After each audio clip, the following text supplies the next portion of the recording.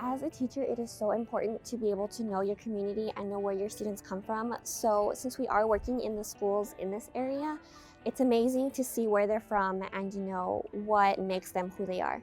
A community walk can be defined in many different ways. The way that I present it to my students and the way that I want them to understand it to be is actually an experience in which they absorb notions about the community, not so much in terms of knowledge, but in terms of the knowing.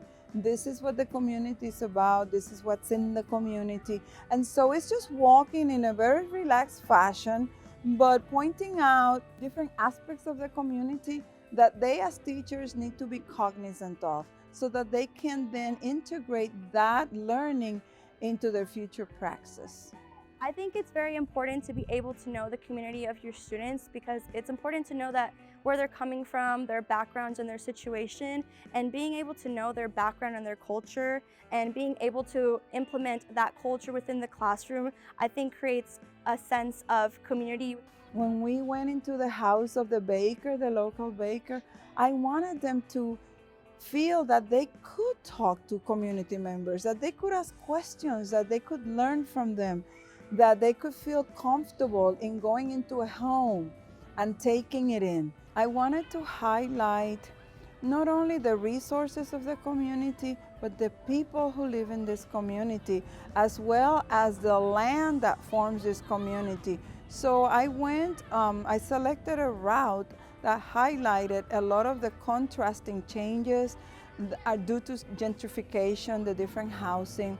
So when we were walking, I asked them different things about what they were seeing. I wanted them to really reflect on what the physical spaces in the community mean.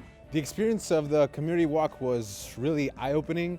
I didn't know about all the institutions that have a lot of resources available, like the churches have pantries, they have closets available for the community, and there is a lot of resources like parks, libraries, that I didn't know were so close. There is a misunderstanding sometimes that the communities of Title I schools are so deprived of so many things. But I wanted them to see that there were so many resources, that there was such richness, and that it's just about knowing these resources, knowing about them, and being able to then turn around and integrate this into their own teaching and their relationships with the community, because I think that they're going to become effective teachers if they actually make connections to the community.